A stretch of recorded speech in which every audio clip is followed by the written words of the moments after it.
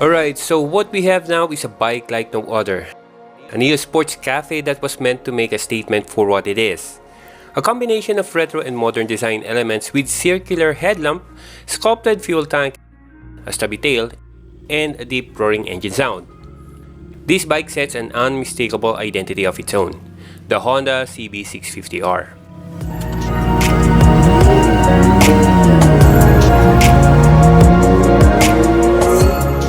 Okay, right off the bat, I would say I will be a bit biased here. Yes, this is my dream bike ever since I saw this in the internet. Grabe, napakagwapo ng bike na ito. And yes, nothing screams of a big bike like an inline 4. Yan na naging hallmark natin ever since we were young ones, tunog big bike as we say it. But more than that, this naked middleweight that now represents what Honda calls its neo sports segment stands out with its muscular cafe racer style, powered by a high-revving inline 4, making it one of the most sought-after middleweight motorcycles available in the Philippine market today.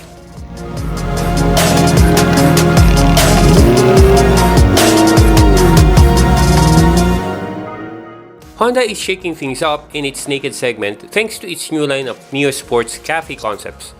While the current design trend favors a retro aesthetic, such as those of Yamaha XSRs, Kawasaki RSS, Royal Enfields, Triumph, and the rest of the motorcycle brands, Honda took a more modern approach with its new naked lineup.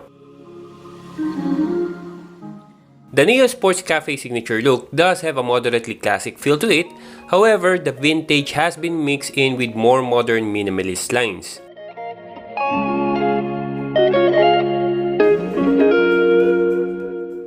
The result is a bike that truly stands out. With a profile that is slick and dynamic, the CB650R now gets an all-new visual identity of its own.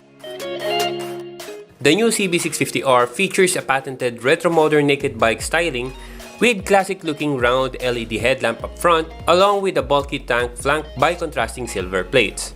In this process, Honda has blessed the CB650R with a very concept bike-like styling, which makes it look unique when compared to its peers.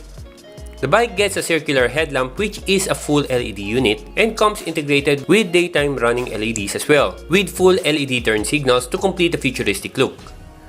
Also, the side profile has been redesigned with a curvier fuel tank and simpler extensions along with minimalistic design for the side body panels. The 15-liter fuel tank is a bit elongated to further channel the look of the old school builds, but the seat is a more modern sports bike design. The 4 exhaust downpipes sweep together around the front of the engine, a bit slanted as compared to its bigger 1000R sibling, with an underbelly exhaust muffler to keep the overall design neat and compact. Admittedly, the combination of these highlights gives the bike a very muscular appeal, something that makes the bike look significantly girthy.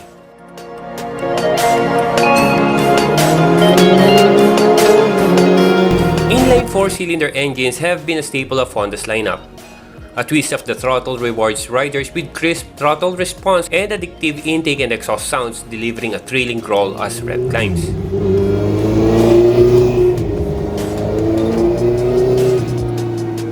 This creates powerful engine reverberations, giving you an immersive experience that only an inline 4 engine can produce. In the CB650R, The twin spar frame houses a liquid-cooled DOHC 649cc inline 4-cylinder engine that produces 93 horsepower and 64 Nm of torque, which is tuned for high RPMs, and then there's the evocative howl as RPM climbs high. It's very addictive. Additionally, twin air ducts on either side of the fuel tank directs air into the airbox, which produce a noticeable growl that are quite pleasing to hear.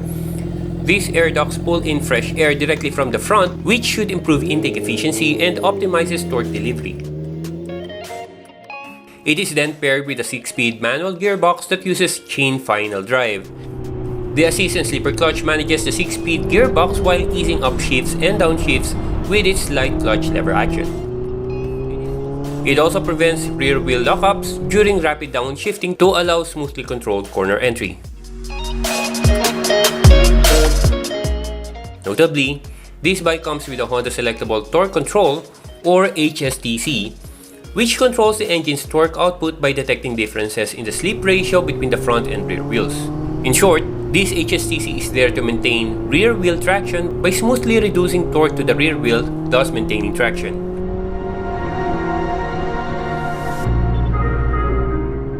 Coming from a KTM bike myself, one would find the CB650R's acceleration a bit tame. With the linear way the power is delivered means the bike is also accessible to riders climbing the displacement ranks. Newbie friendly nga. The power delivery is so refined that one may not notice how powerful the bike really is until one hits the higher RPMs, or when I shifted back to my old Sprite KTM 390 and immediately noticed the difference in powers of the bikes.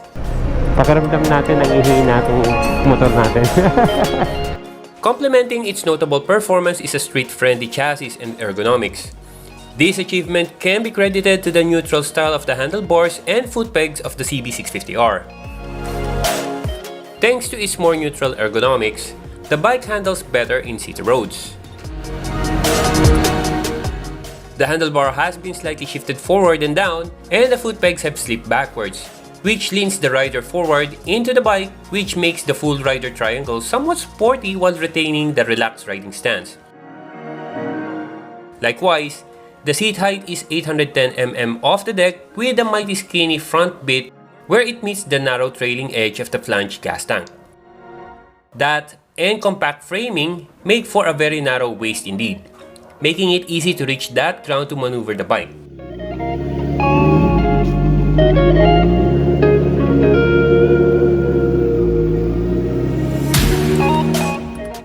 The CB650R is all about balance.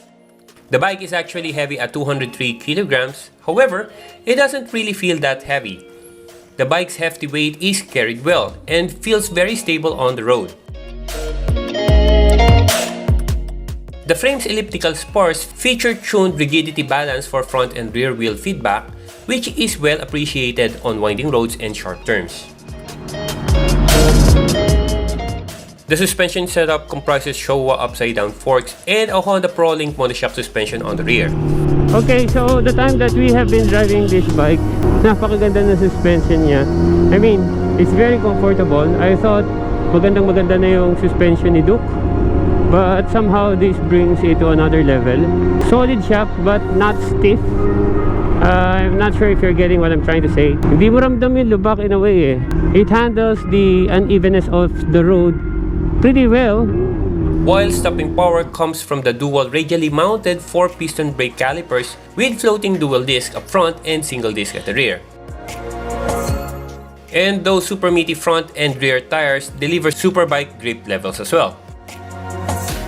The CB650R features rich digital LCD instruments that are very easy to read. The white on black LCD display is somewhat modern, although it's quickly starting to fall behind full-color TFT units. Nevertheless, the lighting system of the CB650R is optimally engineered to modern standards. All lighting is premium LED. The circular headlight, equipped with sharp black bezel, throws out an intense blue-tinted beam. LEDs are found all around as well, both daylight and turn signals. And while the CB650R does not have ride modes, it does have rider aids such as the Honda Selectable Torque Control or Traction Control and the 2-channel ABS. By the way, the HSTC can be turned off. And speaking of which, the CB650R's emergency stop signal technology helps keep you safe if you ever need to hit the brakes unexpectedly.